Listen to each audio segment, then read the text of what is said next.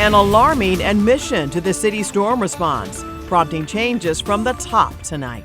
The concerns about the sirens are real, they are valid, and they are shared by me.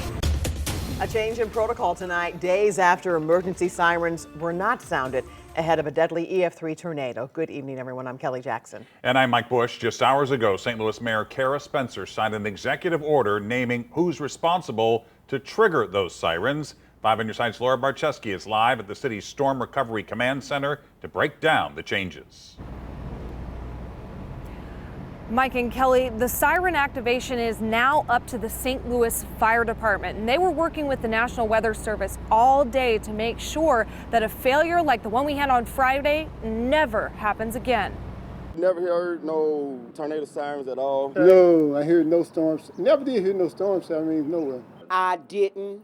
Really, I didn't. I did not hear a siren. Since 1970, people across the United States have come to expect outdoor warning sirens to alert them to severe storms and tornadoes. This time, when an EF3 tornado came through St. Louis, city officials didn't activate them. At the end of the day, the siren failure should have never happened, and it never will happen again. While emergency management officials say these sirens are meant to warn people who are outside, the reality is in some of these affected neighborhoods, not everyone has a smartphone or a TV to watch the news. Because of that, Ricky Beard says the failure was a safety risk. That's dangerous because I got the warning on my phone, but that's give and take. You don't know if it's going to happen or not. In St. Louis, warning sirens are not automatic like they are in surrounding counties and cities. Last year, the City Emergency Management Agency started updating them. There will not be a need to have a human being press the button. That will be an automated system that will be in place within a year. Until that happens, the St. Louis Fire Department will take on the responsibility outlined in Executive Order 83. The fire department has reviewed every protocol, every procedure that was in place. We are establishing new protocols and new procedures. Fire Chief Dennis Jenkerson says they went through all of the equipment at the dispatch center and even tested the sirens 2 hours after this announcement Tuesday.